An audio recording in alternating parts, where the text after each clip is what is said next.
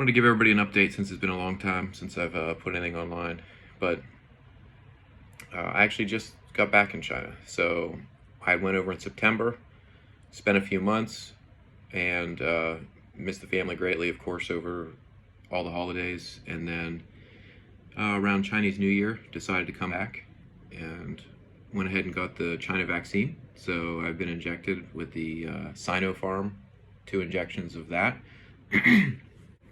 And came back to the States after getting a new residence permit, work permit, everything extended. So on paper, should be no problem to return to China. Came back, spent a great 4 weeks with the family. We spent a lot of time together, went to Florida for a week. And then tried to fly out of Dallas, Texas. Went down, and to get back into China, you need to do both a blood test to test for IgM and see if you have any of the antibodies.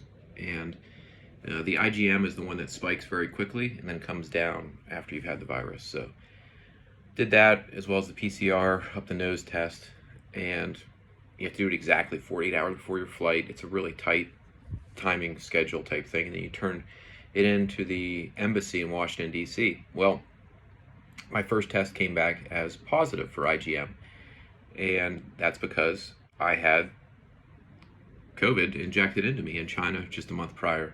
So it was not completely unexpected.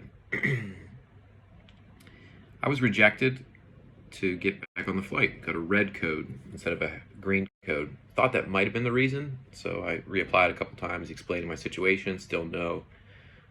They came out with a policy on the 15th of March that said, hey, if you've got the China vaccine only, it's going to be pre-COVID set of rules. So it makes it even easier for me to get back. Still denied. I ended up staying, redid the blood test. This time it came back negative, so I had promise. I actually formed a WeChat group with everybody on my flight so we could further understand what was happening.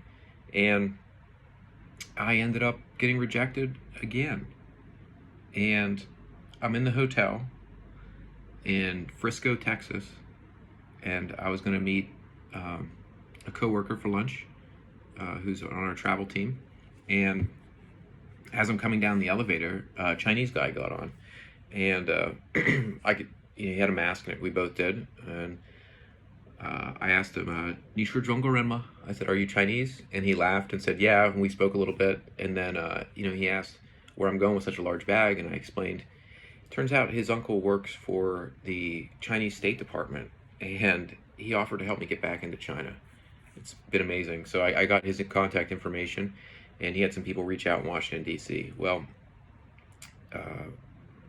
I then went to the airport and attempted to fly home, missed my flight by minutes to get back to Lexington at 2:30 in the afternoon, trying to push it, and had to fly at 6:30 at night. So with the downtime, I went to the gate to go meet some of the people that were approved for the flight. I walked around, 28 people got on that flight, all Chinese nationals. No American passport holders except for one guy, save one guy who had a black passport, worked for the State Department, consulate, worked for the consulate, US one in Beijing. So they got on the flight, and it turns out they rejected all the American passport holders. And it's, I believe, because Washington, D.C. has a lot of issues with what's going on right now.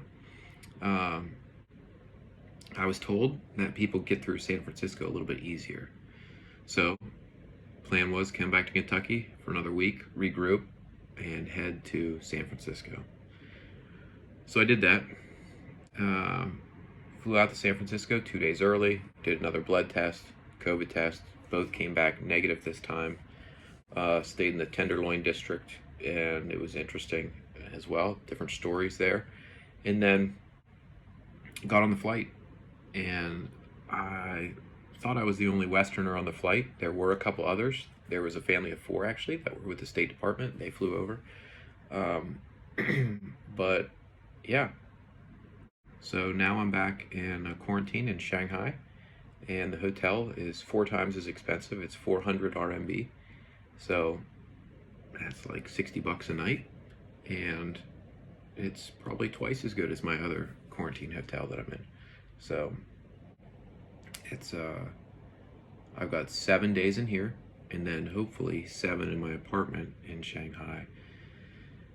If I'm not approved, I'll have 14 days in here, but there should be no reason I'm not approved for this, so we'll see.